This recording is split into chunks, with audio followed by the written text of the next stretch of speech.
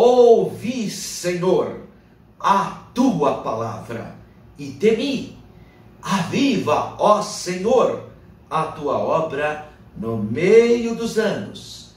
No meio dos anos a notifica. Na ira, lembra-te da misericórdia.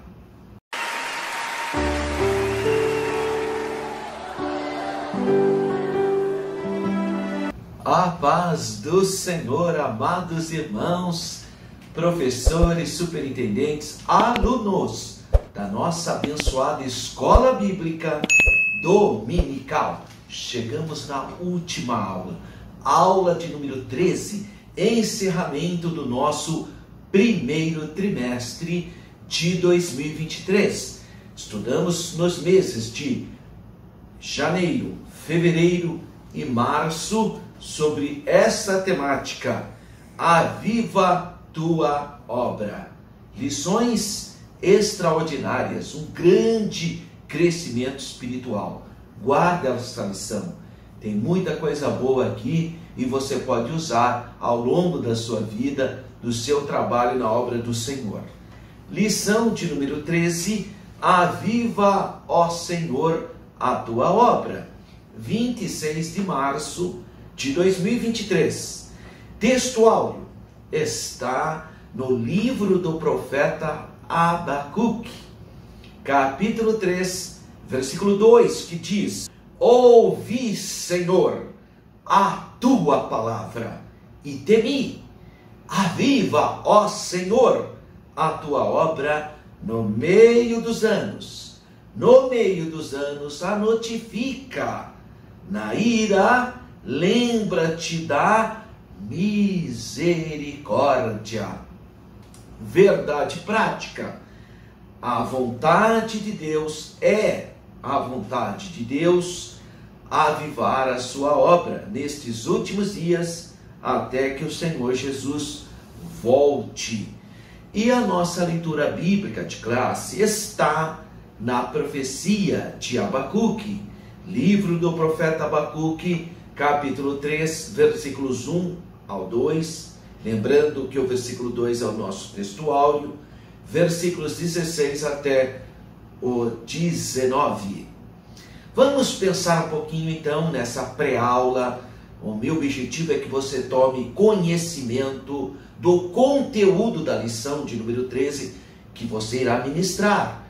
Não importa se você não vai ministrar, você é um aluno, mas pelo menos você vai ter um conteúdo, um contexto. Isso enriquece demais a sua aula.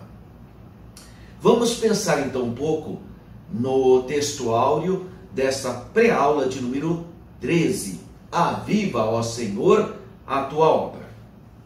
Bom, o nosso contexto. Aonde está o nosso contexto? No livro do profeta Abacuque, capítulo 3. Nesse capítulo 3, o título que a Sociedade Bíblica deu é a oração de Abacuque. Esse é o nome que a Sociedade Bíblica deu para esse capítulo de número 3. De fato, o profeta então está orando, e na sua oração ele lembra o que ele mesmo tinha lido nas Escrituras, porque o profeta Abacuque conhecia o Antigo Testamento, até pelo menos os livros anteriores a eles, as profecias de Isaías, as profecias de Jeremias, as profecias de Ezequiel. Ele tinha conhecimento da Torá, do Pentateuco, dos livros históricos, então, dos Salmos, né?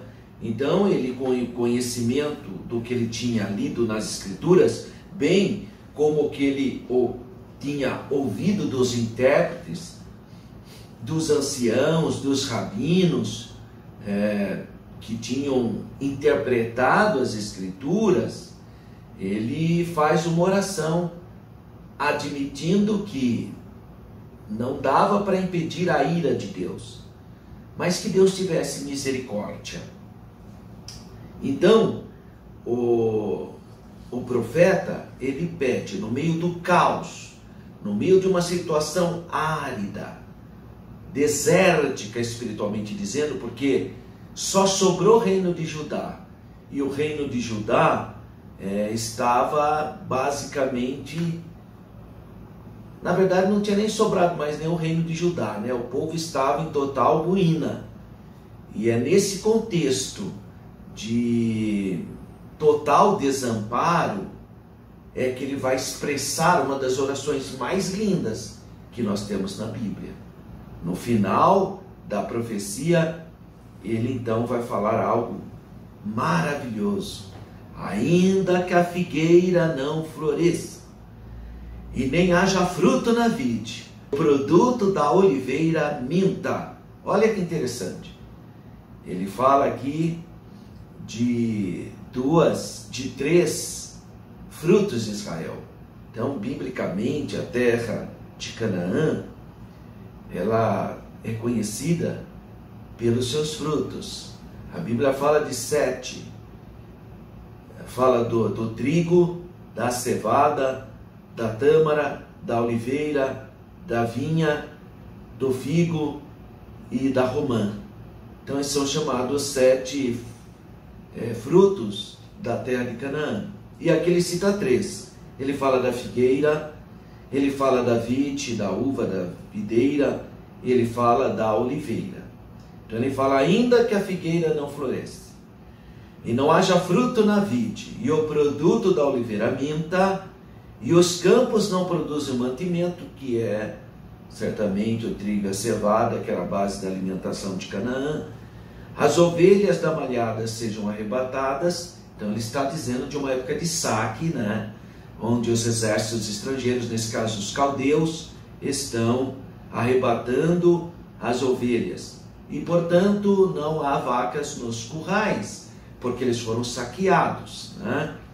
E ele diz aqui no versículo 18 do capítulo 3, o profeta Abacuque declara, todavia, então apesar dos pesares, apesar dessa destruição que os estrangeiros mesopotâmicos, caldeus e povos da Babilônia, apesar do saque desses povos, mesmo que os nossos frutos nacionais não sejam mais verdadeiros, não haja, a figueira não floresça, se ela não floresce, ela não vai dar fruto, não há uva, e mesmo que não haja mais o azeite, não há mais azeitona, ou que o fruto da oliveira minta, que ele dá fruto, mas não serve para nada.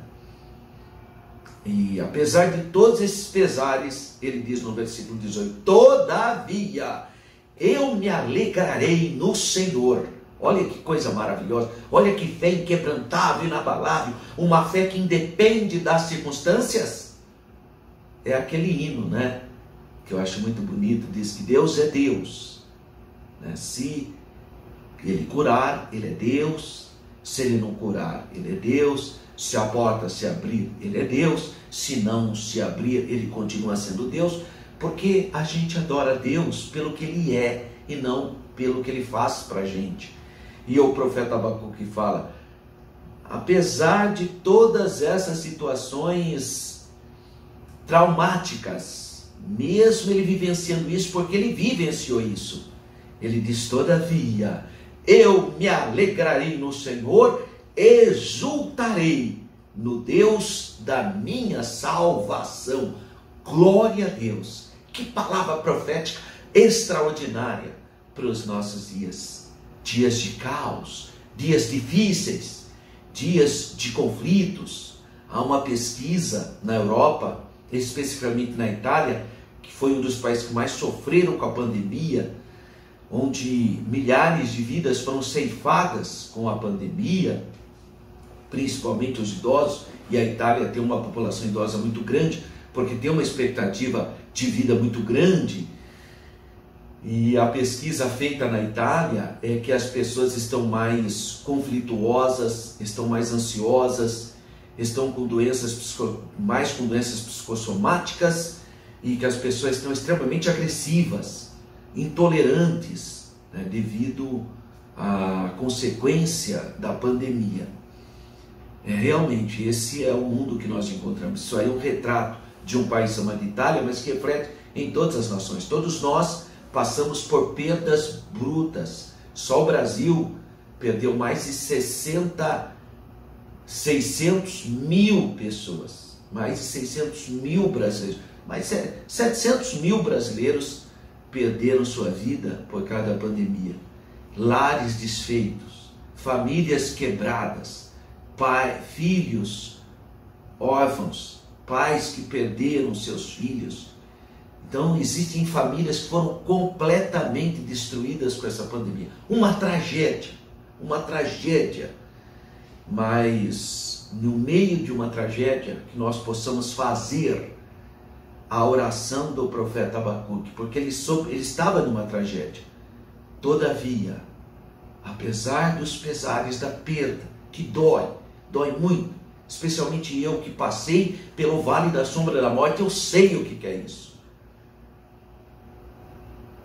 Todavia, eu me alegrarei no Senhor. Vamos nos alegrar no Senhor.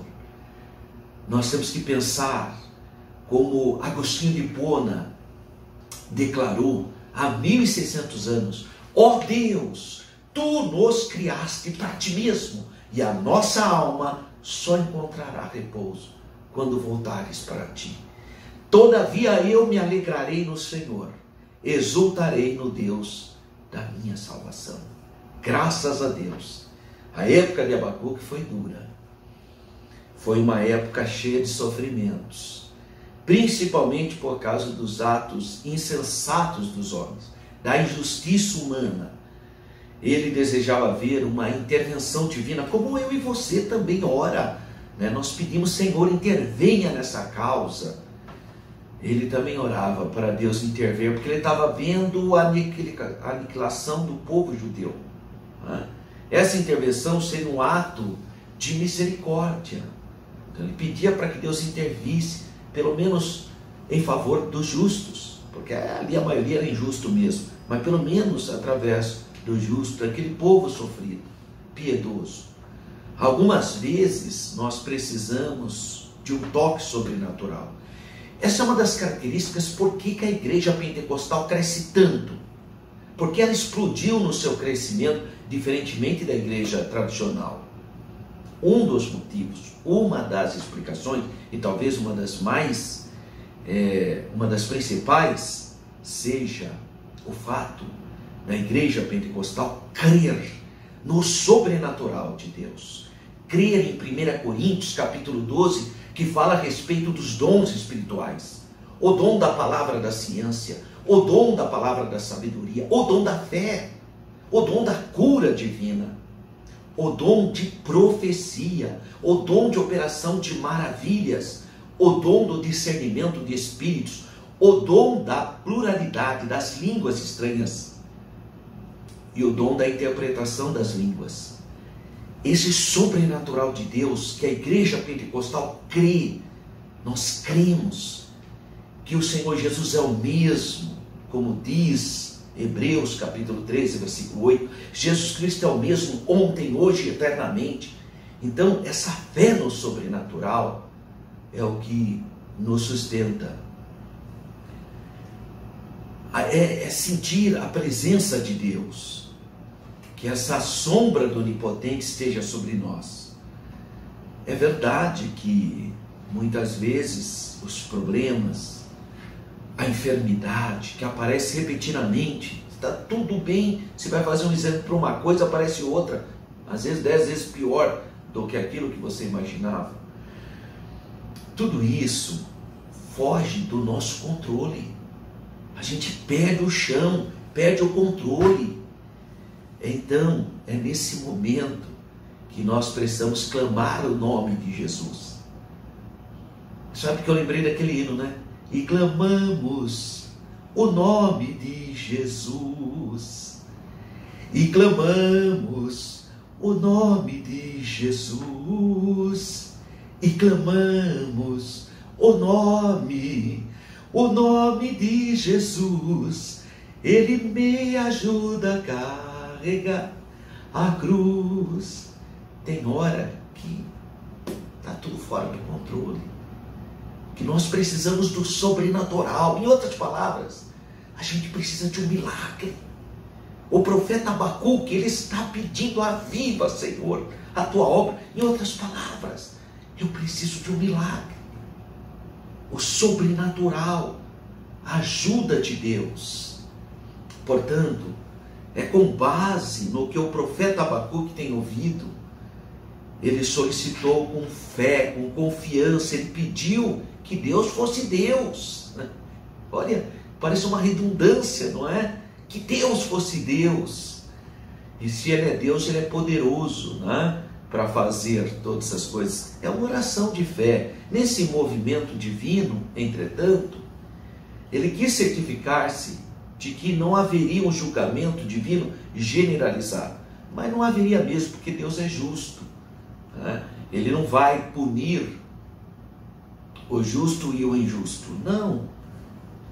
Foi a oração que Abraão fez para Deus, né? Abacuque também, num certo aspecto, quase que faz aquela oração de Abraão no capítulo 18 de Gênesis, quando Deus disse que não ia ocultar o que ele iria fazer com Sodoma e Gomorra para o seu servo Abraão. E Abraão faz uma oração muito parecida com um negociante judeu, né? Para baixar o preço, né? Se tiver 50 justos, tira 5 dos 50, se tiver 40, se tiver 30, se tiver 20, para no 10, né? De 50 para no 10, né? É uma oração, e Deus fala: não matarei o justo com o ímpio. Parece que Abacuque também tem essa perspectiva, que esse julgamento não fosse generalizado, mas que poupasse os inocentes, porque ele sabia que a justiça viria. Então ele diz: ouvi, Senhor, a tua palavra. Então ele tinha conhecimento da palavra profética, isto é, com o ouvido interno do coração, lá da minha alma, do meu íntimo, tua fala, tua reportagem, isto é, a reportagem da palavra, a reportagem de ti, o que ele pôde ouvir e conhecer a respeito do juízo de Deus, ou que ele mesmo tenha ouvido, né? A palavra contém, em um tanto, o que Deus havia declarado recentemente ao profeta, que ele iria exercer a justiça, os julgamentos de Deus sobre os ímpios do povo e sobre aqueles que com sua própria injustiça fizeram sobre eles os justos julgamentos de Deus, e que a obra de Deus seria realizada no tempo oportuno. Embora, por assim dizer, apenas um pequeno sussurro de sua grandeza e de sua majestade já era suficiente, né? Então, nesse contexto, ele fala: temi. Então, olha, eu ouvi a tua palavra e temi.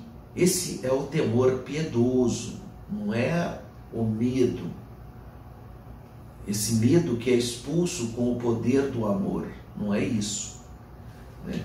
Ele estava com temor, ele estava maravilhado com a grandiosa obra de Deus. Então esse não é aquele temor ou aquele medo carnal, né, que a pessoa tem porque cometeu algum erro. Não é simplesmente isso, mas é o que nós chamamos de temor piedoso. Talvez a gente poderia falar sobre o medo santo, né, guardando as devidas proporções. Então ele admirava, ele teme, ele admira a grandeza do Eterno, né? Então ele diz: aviva, ó Senhor. Aviva tem a ver com ressuscita, torna a dar a vida, né? Aviva. O profeta então profetizando para que venha rapidamente a restauração. O profeta Abacuque entendeu por revelação divina que há algum tempo iria haver essa intervenção e desolação de todo o reino de Israel e da Judéia. A punição vinha através dos caldeus, e é por isso que ele implora a Deus que durante esse intervalo, esse momento, Deus tivesse misericórdia do seu Israel, da obra das suas mãos, do povo eleito, e que o Senhor pudesse restaurar. No meio desses anos de calamidades, então o profeta Abacuque ora para que o seu povo experimente, mesmo com a indignação de Deus, né, mesmo havendo esse julgamento, ele pensa na misericórdia. E interessante que ele sabe que o Deus da Bíblia, ele não envia situações que o justo não possa suportar. Ele sabe que não há luta maior do que um fiel possa suportar, né? Então, ele ora para Deus avivar a obra. Os anos aqui mencionados, nesse especificamente, historicamente falando, não espiritualizando, mas agora reconhecendo que se trata de uma passagem histórica, ele claramente está orando em favor dos judeus que estavam sob o domínio babilônico e a Judéia estava desolada. Então é como se ele orasse assim, literalmente. Se eu fosse parafrasear esse nosso textuário de Abacuque 3:2, eu parafrasearia da seguinte maneira: estou sofrendo, ó Senhor, por sua obra. Ou seja, o povo judeu, no meio dos anos, revive-o. Restaure os judeus em sua própria terra, antes que os anos designados para o cativeiro expirem. Quer dizer, meu Deus, eu sei que são 70 anos, mas o Senhor é poderoso para mudar essas circunstâncias. Eu sei que são 70 anos de domínio para a Babilônia, porque o profeta Jeremias profetiza isso. 70 anos de domínio babilônico sobre aquelas nações. O cativeiro de Israel, se você considerar a primeira leva, lá do ano 605, aproximadamente antes de Cristo, se você considerar que essa primeira incursão de Nebuzaradã em levar os cativos, entre eles Daniel, Ananias, Azarias e Misael, se você considerar essa primeira deportação, então você tem 70 anos que ficou parte do povo no cativeiro. Mas se você for considerar a terceira leva, que é a da destruição de Jerusalém, no ano 587, 586 a.C., então só dá 50 anos. Mas a palavra profética fala de 70 anos lavaver, ou lavaver, para Babilônia. Então são 70 anos de domínio babilônio. E ele aqui está orando para Deus antecipar isso. Oh Deus, eu sei que tem a palavra profética, mas tenha misericórdia, restaura antes, né? É como se ele estivesse pedindo isso. No meio dos anos, mostre compaixão. Na ira, lembra-se da misericórdia. Então é uma oração linda, a oração do profeta Abacuque, e no decorrer da lição, você vai entender que, na verdade, o comentarista está encerrando o trimestre, analisando essa oração de Abacuque. Muito bem, a introdução diz: encerramos então o trimestre, que é janeiro, fevereiro e março de 2023, com o clássico texto do profeta Abacuque, que é a oração de Abacuque no capítulo 3. Nele, o avivamento indispensável. Agora ele vai fazer uma projeção para a igreja. Então ele fala que essa ideia do avivamento seria como se uma projeção para nós também, orarmos pedindo o avivamento. O clamor do profeta por um avivamento para o seu povo também, então, deve ser o clamor da igreja por um avivamento nesses últimos dias, em que muitas pessoas se apropriaram de alguns valores cristãos, mas continua 70% com uma cultura mundana. Nunca houve uma necessidade tão premente na história da igreja pelo poderoso avivamento, depuração, né? Através da palavra de Deus. As forças do mal tentaram parar a igreja, mas não prevalecem, porque o Senhor Jesus é a cabeça da igreja, graças a Deus. Então, o primeiro tópico da nossa pré-aula, dessa última aula do terceiro trimestre, aliás, do primeiro trimestre, né? Última aula do terceiro mês do primeiro trimestre. Então, primeiro, o clamor pelo avivamento.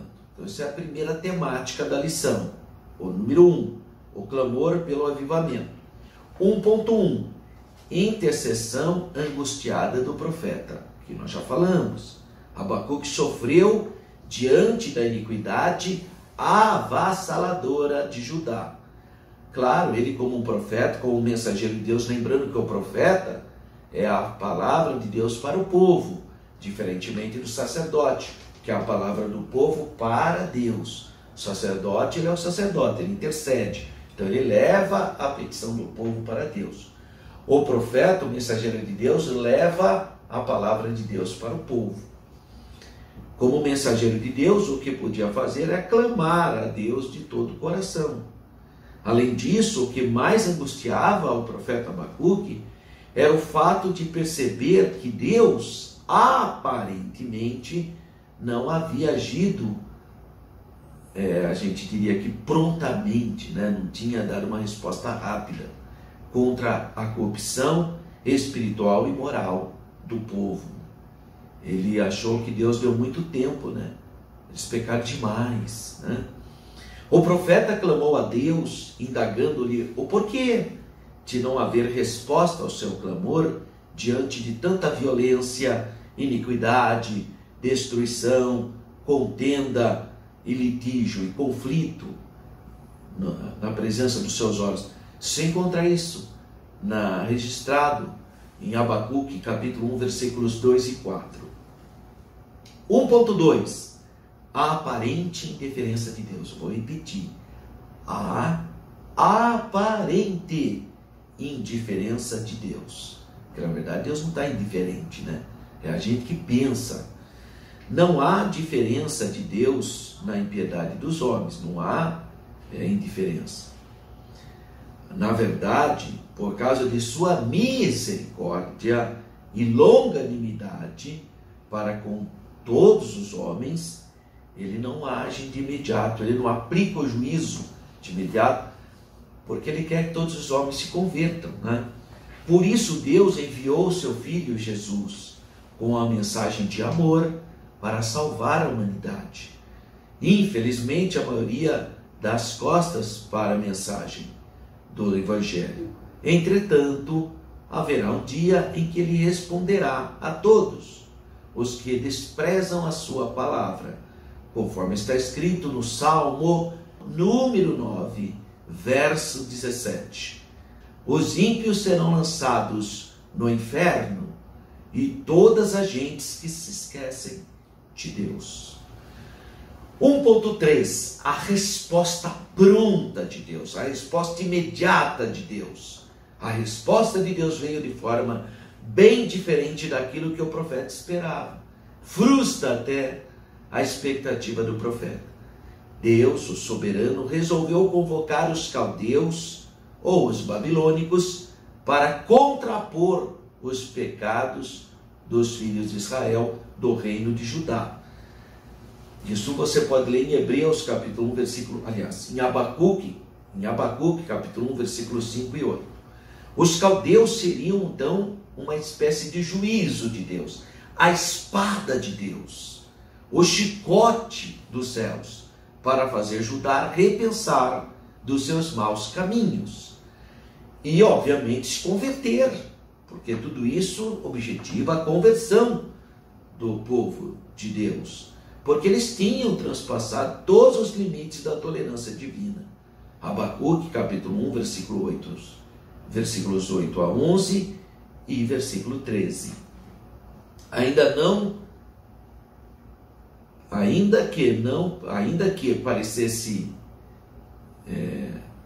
ainda que Deus parecesse aparentemente, né, inerte, na verdade, Deus estava dando tempo para que a nação, que o povo, o reino de Judá, se lembrasse dos alertas divinos, dos contínuos alertas divinos.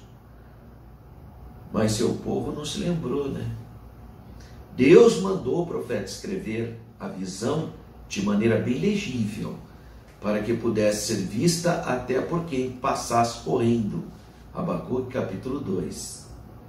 Então você pode ler na sua Bíblia, Abacuque capítulo 2 e 3. 2 e 3. Bem, o resuminho desse primeiro tópico: o clamor por avivamento passa por um momento de angústia diante de Deus, que não se mostra indiferente para responder. O Senhor está com os ouvidos atentos à nossa oração. O segundo bloco aqui, o segundo tema, ou o segundo tópico, o avivamento pela palavra.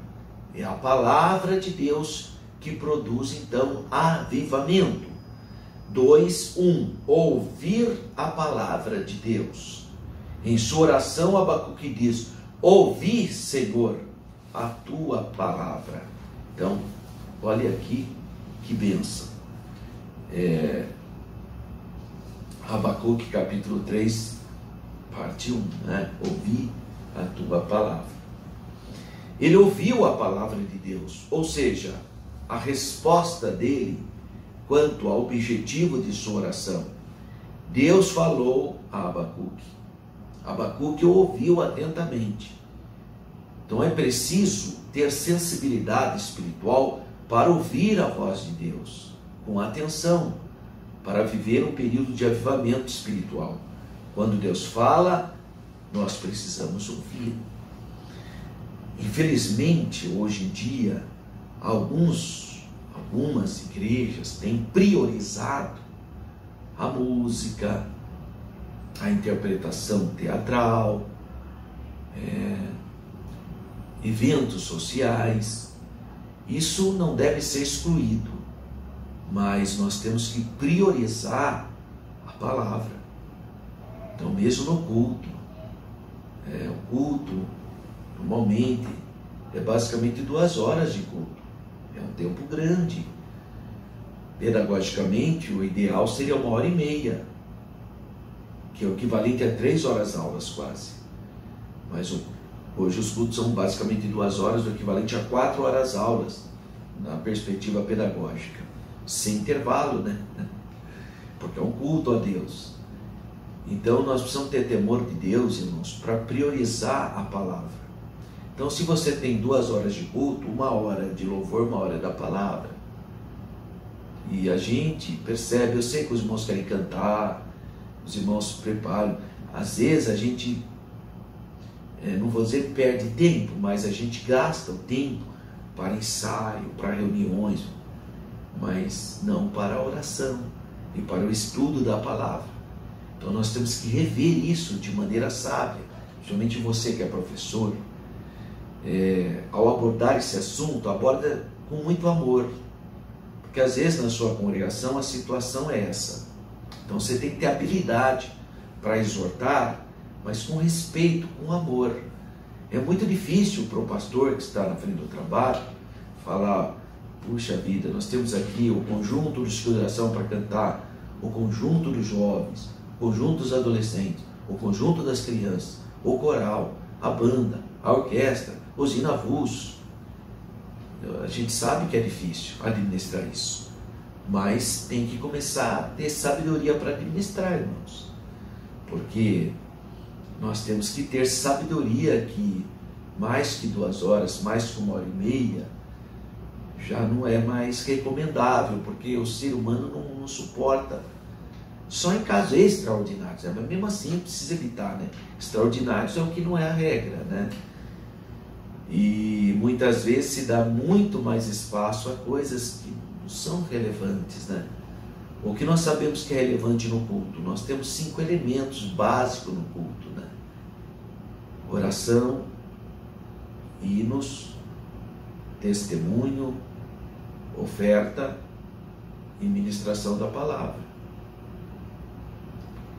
Basicamente é isso, né? Um culto. Então nós precisamos ter muito discernimento, sensibilidade espiritual para conduzir bem a liturgia, né? 2.2, temer a Deus, o temor de Deus.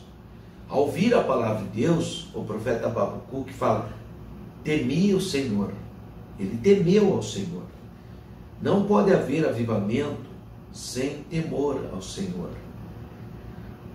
O Salmo de número 111, verso 10 diz, o temor do Senhor é o princípio da sabedoria.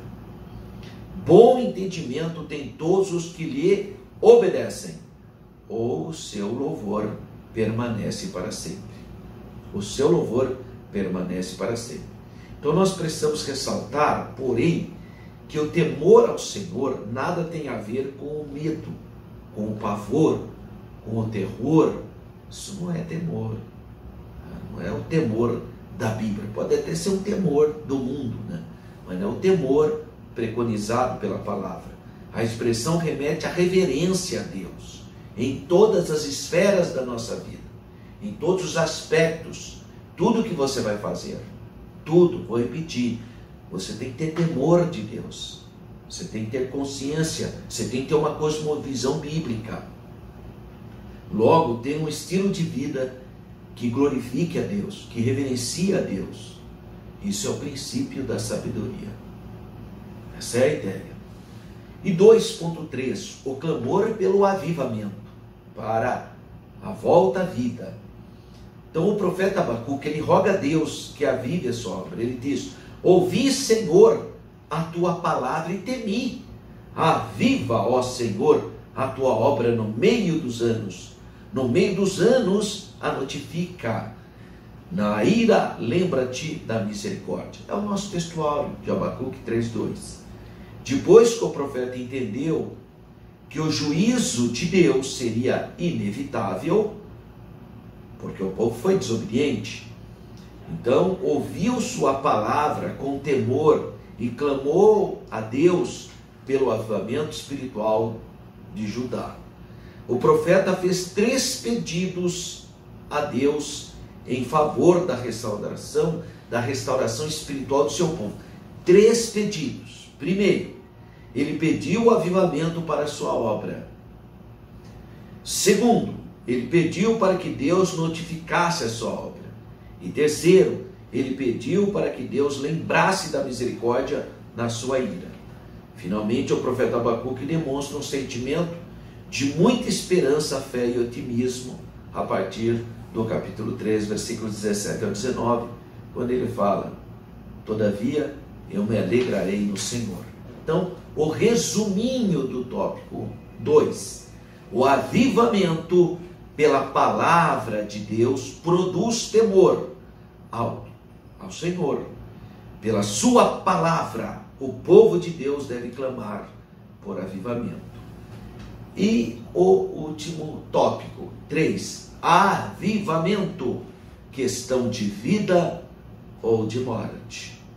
3.1, o clamor pela misericórdia de Deus. Então, além de clamar pelo avivamento, o profeta Abacuque clamou pela misericórdia do Senhor diante das terríveis consequências do juízo divino sobre a nação pecadora, né? Era uma questão de vida ou de morte. Por isso ele suplicou, na ira, lembra-te da misericórdia. Então o profeta sabia que diante da decadência espiritual e moral dos judeus, se Deus não tivesse misericórdia, todo o povo pereceria, não haveria mais povo judeu, devido ao peso da mão do Senhor contra a maldade. Por isso que ele pede misericórdia. 3.2, Deus é misericordioso. O profeta Abacuque sabia do caráter de Deus, o Deus de toda graça, Deus de toda misericórdia. Paulo fala isso, né? Paulo fala o Deus de toda graça, o Deus de toda misericórdia. Então, ele sabia que Deus ouve as orações de pessoas que pecam, mas que se arrependem sinceramente de seus pecados e buscam a face do Senhor. Porque Deus é misericordioso. A Bíblia relata o episódio de Davi, que preferiu cair nas mãos de Deus por causa das suas misericórdias. Ele fala aqui em 1 Crônicas, capítulo 21, versículo 13, caia eu, pois. Quando foi pedido para ele escolher uma das três situações, ele pediu essa: caia eu, pois, nas mãos do Senhor, porque são muitíssimas as suas misericórdias, mas que eu não caia nas mãos dos homens. Então, maior percepção a respeito do caráter misericordioso do Senhor, de Deus, teve o profeta Jeremias, quando declarou no livro das Lamentações, capítulo 3, versículo 22, o seguinte: as misericórdias do Senhor são a causa de não sermos consumidos, porque as suas misericórdias não têm fim. Glórias a Deus. É muito bonito isso, né?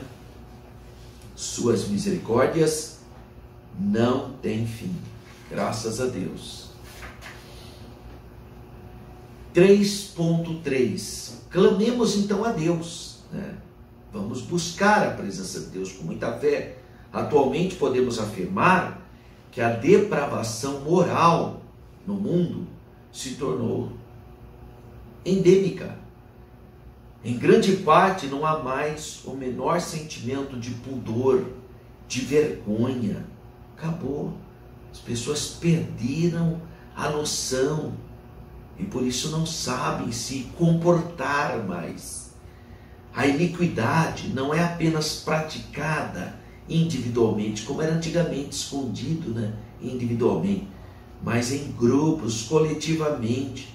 O pior, está institucionalizada, tem apoio legal, é a instituição da iniquidade. Há poucos anos, aqui no Brasil mesmo, houve uma imposição cultural que incluiu nas agendas do governo a questão do aborto,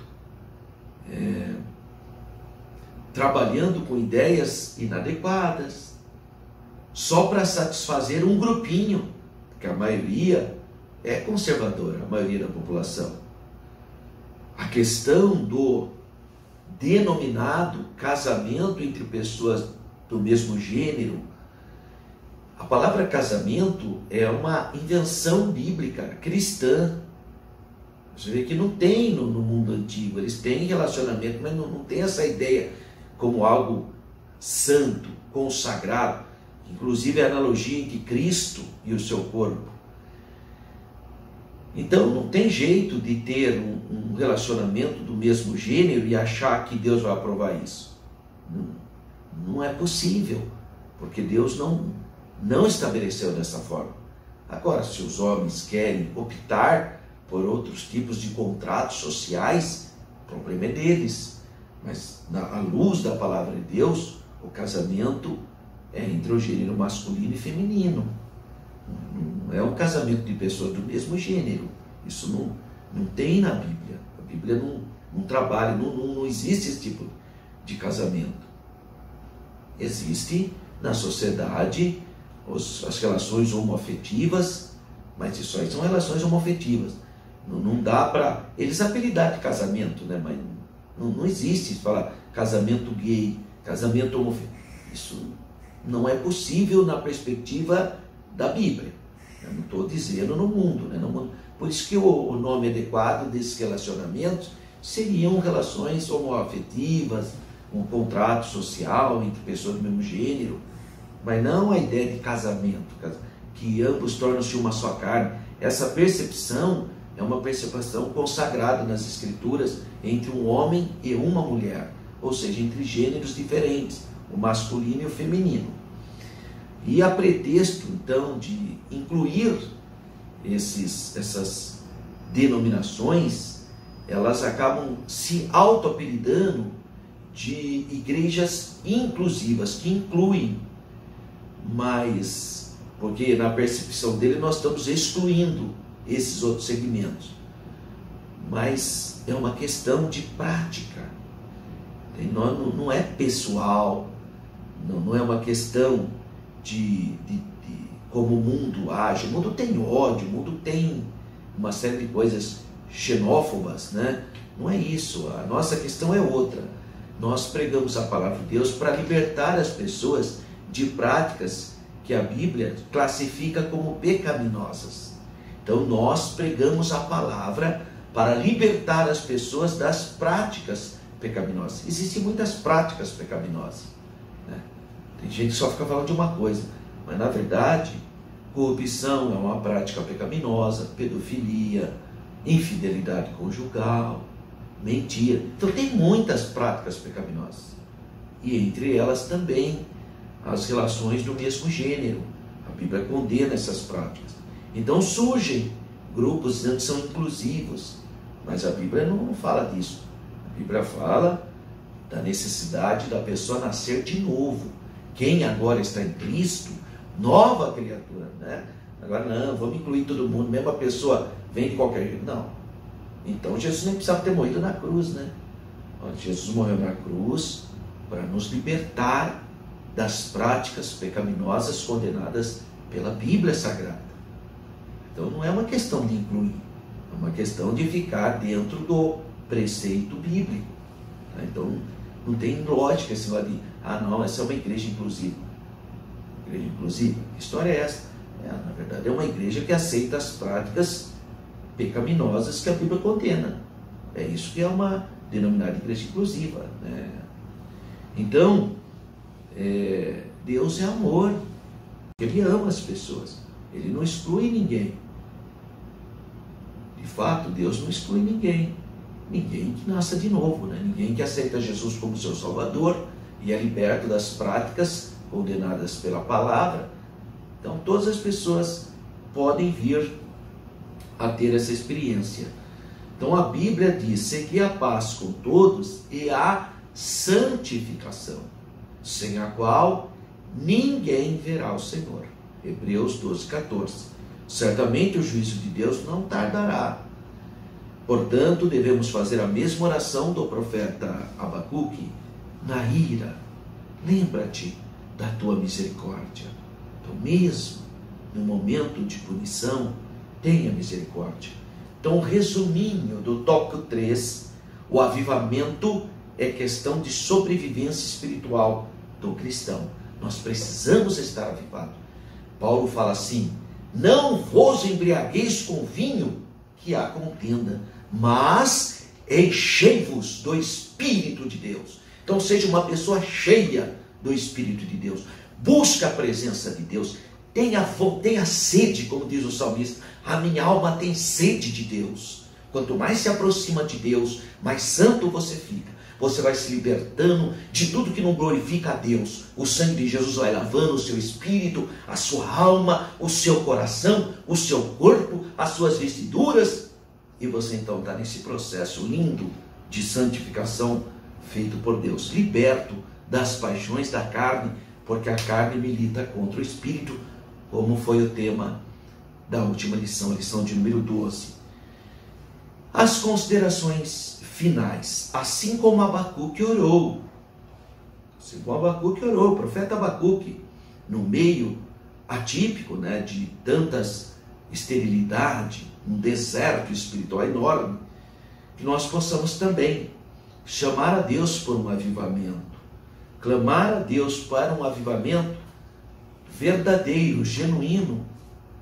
A situação espiritual e moral da humanidade está semelhante ou até pior do que na época do profeta Abacuque. Então nós devemos clamar pela misericórdia de Deus, pelos que estão se apostatando da fé. Há muita apostasia hoje em dia. Pessoas que começaram no espírito e estão completamente afundadas na carnalidade, na profanidade. Pessoas que já foram instrumento de adoração, hoje não. Dá até dó. Pessoa completamente perdida, né? Carente da misericórdia de Deus. Então nós temos que ter mais fé, mais dedicação, buscar mais fervor. É clamar, clamar solenemente, clamar com fé. Aviva, Senhor, a tua obra. Amém? Que Deus te abençoe, que você tenha uma aula abençoadíssima. Quero mostrar para você aqui 2 livros que seria bom você, como professor ou como aluno mesmo, né, adquirir.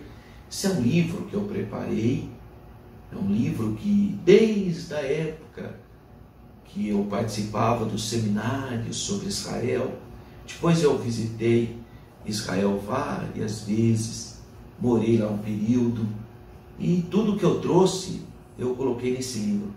Eu gosto muito desse livro, ele chama O Povo de Israel, uma perspectiva bíblica, histórica e pentecostal, porque está a teologia pentecostal aqui também presente.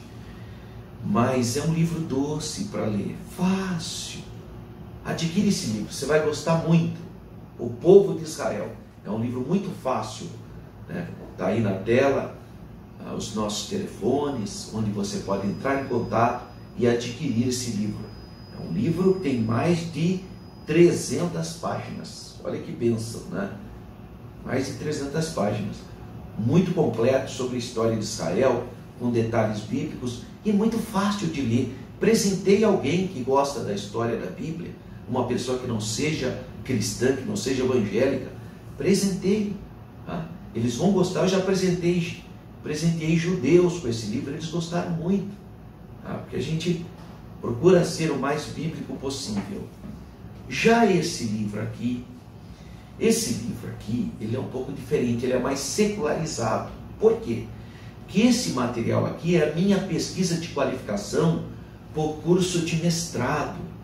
Eu me formei como mestre em Ciências da Religião pela Universidade Mackenzie de São Paulo.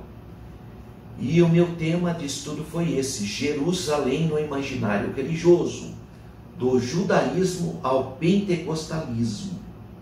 Então adquire esse livro. Esse livro aqui é mais árido, porque eu estou tentando provar uma ideia. Então eu tenho que citar vários autores. Aí você tem que fazer aquelas citações, aquela letra miudinha, né? Então ele acaba tendo muita citação. É um livro com muita citação, mas um livro secularizado, um livro muito interessante para você ter uma perspectiva secular de como gestou a ideia da cidade de Jerusalém. Então eu coloco à sua disposição. Eu estou terminando o 3º livro da minha autoria, que é a Geografia das Terras Bíblicas. É um outro livro muito lindo, com um certo ineditismo. Eu ainda não vi algo tão completinho assim num livro de geografia bíblica. Em breve também estará disponível, e eu sugestiono você para adquirir esse trabalho, porque todo professor, todo aluno deve ter uma bibliotequinha, né? Então adquire esse material. Eu quero também convidar você que tem recursos econômicos, que estuda a Bíblia, que ama a palavra de Deus, invista em você um pouquinho. Vamos fazer uma viagem para a Terra Santa. Só 9 dias. São só 9 dias e só Israel. É uma bênção essa viagem. Eu estarei com o meu grupo, é um grupo menor, onde a gente pode dar maior atenção para o grupo, e nós vamos caminhar na terra, nos passos do Senhor Jesus, dos patriarcas, dos profetas. Vai ser uma bênção. E eu quero convidar você. Invista em você, você que ama a Bíblia. Dá tempo de você ir. Do dia 16 a 24 de novembro, agora de 2023, finalzinho do ano, vamos visitar a Terra Santa. Mas escreve, entre em contato, aí ligue logo para a Renova Turismo, porque é basicamente a última viagem que nós vamos fazer nesse formato. Então, se você tem desejo, Aproveita, agora chegou a sua oportunidade de ir com o professor Alberto conhecer a terra da Bíblia. Que Deus continue abençoando a sua vida. Fique na paz do Senhor.